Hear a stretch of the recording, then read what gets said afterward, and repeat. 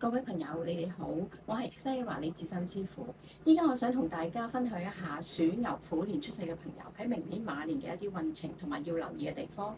我會陸陸續續去分享其他生肖嘅運程，但係呢個只不過係一個大概，要有各位嘅出生年月日時先至可以真真正正判斷到閣下嘅運程同埋點樣改運。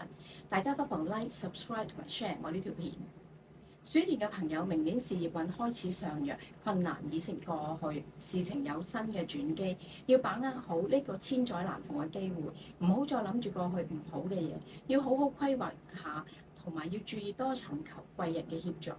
如果有創業嘅諗法，明年係可以進行嘅，但係留意雖然好運已經嚟臨，但係面對嘅困難仍然唔可以忽視，一定要三思而後行，等問題逐漸化解。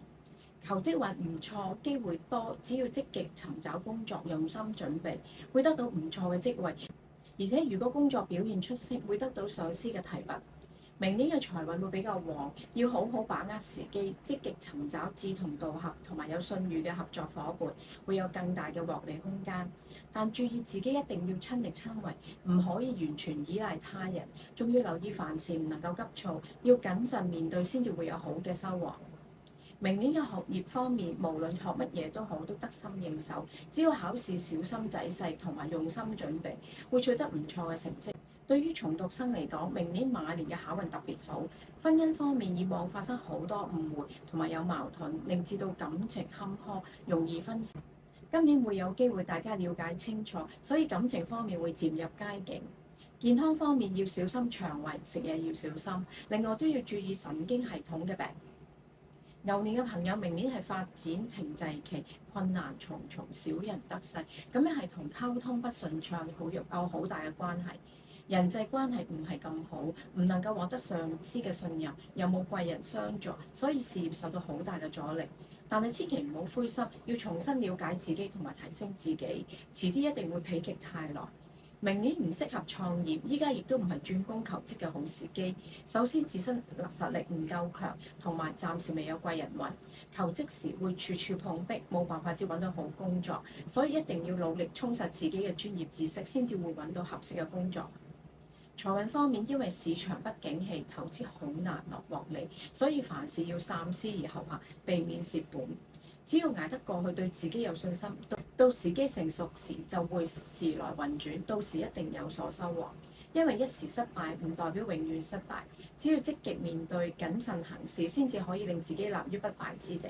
學習同埋考運都唔好，因為好嘅成績係建基於紮實嘅基礎知識、自身嘅能力同埋充分嘅準備上，唔能夠單靠運氣。而牛年生人以上都做得唔夠好，再加上學習方法亦都有問題，所以2026年嘅成績唔好，要好好咁反思，要分析下自己邊方面做得唔夠好，要改正過嚟先至可以將成績提高。婚姻方面，因為兩個人嘅個性不合，經常鬧交，甚至喐手，所以馬年有機會分手，要多加留意。健康方面要小心腦部、胃部嘅病，比較長手尾，要盡早醫治，千祈唔好諱疾忌醫。虎年出生嘅朋友，明年事業運程起伏不定，外部局勢變化大，不易把握。呢個時候唔好過於急躁，要保持平常心，要聽長輩嘅意見。遇上困難，千祈唔好單斷獨行，要多同長輩商量，事情可以逢凶化吉。如果想要變動工作或者創業，明年唔係一個好時機，即使好辛苦咁樣準備，都唔會揾到滿意嘅效果。主要係因為競爭激烈，機會又少，而且自身又缺乏貴人相助。一定要靜待時機，同埋學好專業嘅知識去提升自己，做好準備，先至會容易有好機會俾你。財運唔係咁好，所以唔好急於投資，要同長輩商量，從長計議。凡事都要冷靜處理，千祈唔好強行投資，避免蝕本。明年仲要留意心臟同埋消化系統、脾胃等病，仲有手部容易受傷，要速速求醫，否則會變成難以醫治。以上係我對鼠牛虎年出世嘅朋友嘅一啲分享。如果大家有任何問題或者想改運，可以喺呢度或者喺我李智新嘅 Facebook 度留言俾我。下個禮拜我會繼續講兔龍蛇年出世嘅朋友嘅一啲運程。下個禮拜再見，拜拜。